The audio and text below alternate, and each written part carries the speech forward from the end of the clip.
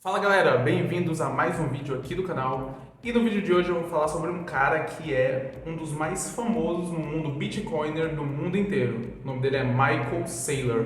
Talvez você não conheça ele, mas ele é muito famoso lá na gringa. E no vídeo de hoje eu vou trazer aqui pra vocês tudo que esse cara falou, as loucuras que ele falou, as coisas que ele falou que estava à frente de todo mundo, como ele está revolucionando o Bitcoin dentro da bolsa de valores e muito mais. Fica até o fim.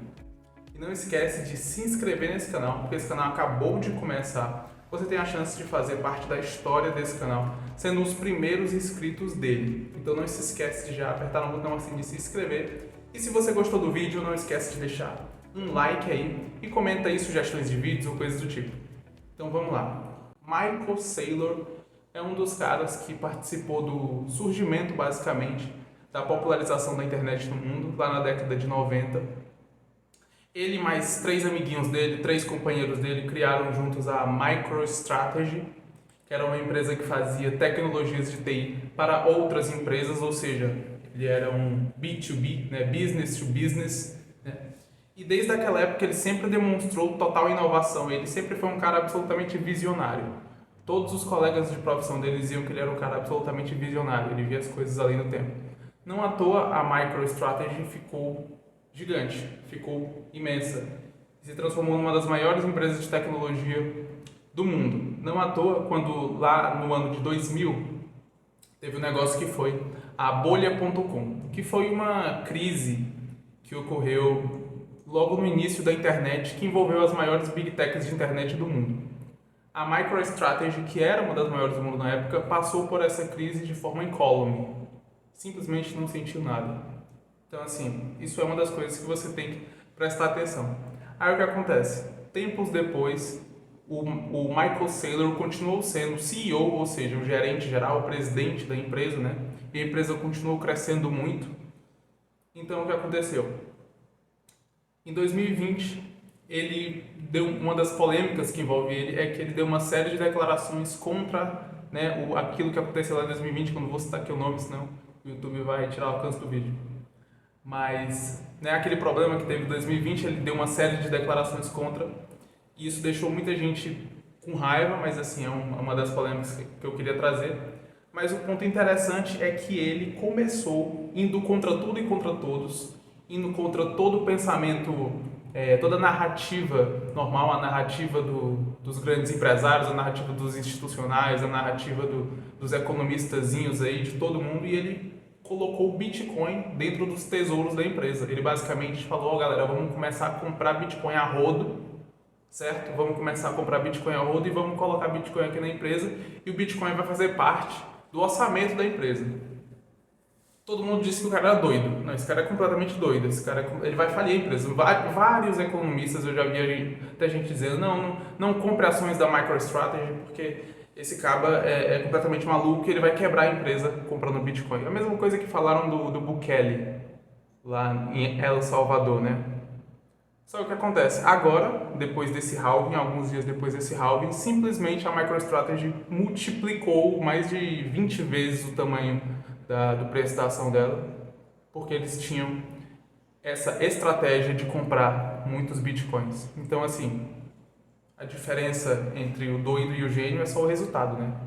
Enquanto o resultado não vem, tá todo mundo chamando de doido. E foi o que aconteceu com o Bukele também em El Salvador. Não esquece de se inscrever aqui no canal, porque eu ainda vou fazer um vídeo para falar sobre o Bukele em El Salvador, que foi o cara que colocou Bitcoin como moeda legal, né, em El Salvador, moeda de curso legal em El Salvador. E como ele faturou mais de 130 bilhões de dólares só nesse último aumento de Bitcoin. Então é isso que eu queria falar sobre o nosso querido Michael Saylor. Mas tem mais um ponto que eu queria trazer nesse vídeo, que é um ponto muito interessante, que é para se perguntar por que os institucionais demoram tanto para entender que Bitcoin é a real escassez digital. É a única reserva de valor real do mundo, é o único dinheiro do mundo. Por que os institucionais demoram tanto para entender isso? Às vezes a gente pode se perguntar, não só os institucionais, como uma elite dos empresários, a elite do funcionalismo, ninguém entende o Bitcoin. O Bitcoin ele é muito engraçado porque ele é talvez o único ativo da história da humanidade que ele começou pela base. A maioria dos ativos da história da humanidade que foram usados, tipo ouro, prata, metais preciosos, eles sempre eram adotados primeiro pela elite burocrática, elite militar, elite do funcionalismo. Eles sempre, durante a história, sempre eram os primeiros a adotar os metais preciosos e os ativos preciosos que tinham. Mas o Bitcoin não, ele começou sendo usado pela base, pelo povão. Ele começou sendo usado pelos cypherpunks, né? Aqueles anarquistas aqui de internet, o grupo do qual eu fazia parte, não dos que fundaram, mas eu fazia parte de grupos anarquistas aqui na internet há 10 anos atrás, e de forma muito inteligente acabei não comprando nada. Talvez porque eu era uma criança, hein? Era uma criança na época, então é meio que era difícil comprar mesmo. Mas o Bitcoin, ele tem essa característica, ele veio de baixo. Ele teve um crescimento que, assim, não teve pre-miners. O que é pre-miners? É aquela pessoa que ela vai lançar uma criptomoeda, então o que ela faz? Ela começa a minerar sozinha, depois ela lança para a galera, depois que ela já minerou a maior parte dos ativos, depois ela vende em cima da galera. Com o Bitcoin não é assim. O bloco Gênesis, que foi o bloco que o Satoshi minerou, nunca teve movimentação. O Satoshi não movimentou seus Bitcoins. Muito possivelmente Satoshi nem está vivo, mas as pessoas dizem que o Satoshi era o Hal Finney, né? E o Hal Finney morreu há muitos anos atrás. Então, possivelmente, o Satoshi nem está mais vivo. Então, não teria como ele mexer na rede. Mas mesmo que ele estivesse vivo e quisesse mexer na rede, ele não conseguiria, porque o Bitcoin é um protocolo de consenso. Qualquer pessoa que chegue lá querendo mudar esse protocolo, se as outras pessoas envolvidas na rede não quiserem mudar, não tem o que fazer, né? Agora, o Bitcoin ele passou por uma série de narrativas durante a sua existência. Por exemplo, quando ele surgiu lá em 2010, 2011, 2012, ele era visto pela maioria das pessoas como apenas um golpe, uma brincadeira de internet, né? Ele foi usado pelo site Silk Road, né, que era um site da Deep Web que vendia basicamente de tudo, né? Então, assim, o Bitcoin surge ali. Eu acho que muitos de vocês conhecem o Bitcoin dessa época, de quando ele era citado como a moeda que usam na Deep Web, a moeda que usam no Silk Road, né? Só que aí, com o passar dos anos, algumas pessoas que compraram por motivos ideológicos, né? Aquela galera de grupos anarquistas, de grupos anarcocapitalistas, libertários, cyberanárquicos, esses grupos assim, quando eles começaram a adotar o Bitcoin com um pensamento puramente ideológico, né? Que vinha lá das ideias da escola austríaca, as ideias de Hayek, né? Tem um livro do Hayek que é a desestatização do dinheiro. Quando essas pessoas começaram a adotar o Bitcoin subiu, explodiu de preço. Aí todo mundo olhou. Isso aí foi meados de 2016, 2017. Todo mundo olhou, opa, do nada, milhares de pessoas que adotaram o Bitcoin lá em 2015, 2016 ficaram milionárias, algumas até bilionárias, da noite pro dia. Então, assim, todos os holofotes foram pro Bitcoin. O Bitcoin saiu de uma coisinha, de uma coisa quase caricata da internet para uma coisa que estava todo mundo falando. Eu lembro que para mim, na época, eu tinha uns 14, 15 anos, foi uma coisa meio assustadora, porque eu via na internet as pessoas falando sobre Bitcoin há muitos anos, e um belo dia, meu pai, que escutando rádio, ele ouviu no rádio as pessoas falando de Bitcoin. Então eu fiquei, caramba, chegou até aí, né? Impressionante.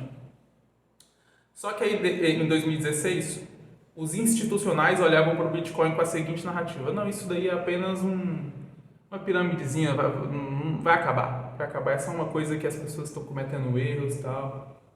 Só que aí passou os anos, chegou 2018, 2019, teve mais altas e mais altas, até que chegou um ponto que eles meio que colocaram um braço a torcer e falaram: não, tá, em nome da diversificação, vamos colocar um pouquinho no nosso portfólio, não é mesmo? Em nome da diversificação, tem que ter 1%zinho, né? 1%zinho, 2%zinho, só para diversificar, né? E meio que eles estão nisso até hoje, né? Eles não veem mais o Bitcoin, alguns, né? Alguns ainda veem, né? Mas, no geral, eles não veem mais o Bitcoin como um completo golpe, um completo scam. Eles veem como, não, é uma coisinha legal para você botar no seu patrimônio, mas não bote muito, bote só um pouquinho, né? Mas no dia que eles perceberem, de verdade, que Bitcoin é o único dinheiro que existe, que o Bitcoin é escassez digital, que o Bitcoin é a única reserva de valor que você pode morrer e levar junto com você para o caixão, que não vai ter juiz que vai obrigar você a entregar esses bitcoins, não vai ter nada que possa acontecer, que é o único dinheiro que realmente privado que garante a soberania individual, que garante o seu direito natural de soberania individual. Quando as pessoas entenderem isso, quando os IUPs entenderem isso, quando a elite empresarial do funcionalismo entender isso, aí acabou.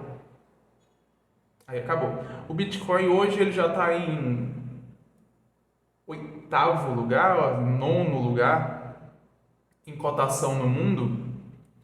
E assim, ele tem propriedades para ser o primeiro. Em primeiro lugar é o ouro, e o ouro está com mais de 16 vezes maior do que o Bitcoin. Então, assim, se a gente pensar que um dia o Bitcoin pode tomar o lugar do ouro, significa que ele valorizaria mais de 16 vezes, não é mesmo?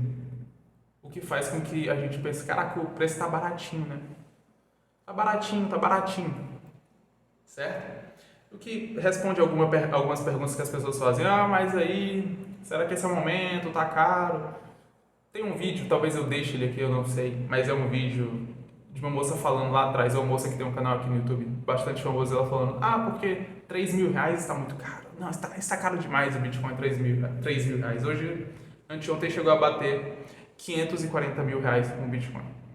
Então, assim, eu ainda acho que tá barato. Eu acho que vai ficar barato, assim, talvez, enquanto o futuro não estiver hiper bitcoinizado, eu acho que vai continuar barato. Certo? Então, esse é o vídeo de hoje. Esse canal aqui é para falar exclusivamente sobre Bitcoin. Então, se você gosta desse assunto, não esquece de se inscrever aqui no canal. Esse canal está começando, tem uma semana, quase não tem inscritos. Se você chegou até aqui, você é raro, certo? Então, se inscreve aí, deixa o like, deixa um comentário bacana. E é isso aí. Valeu, falou!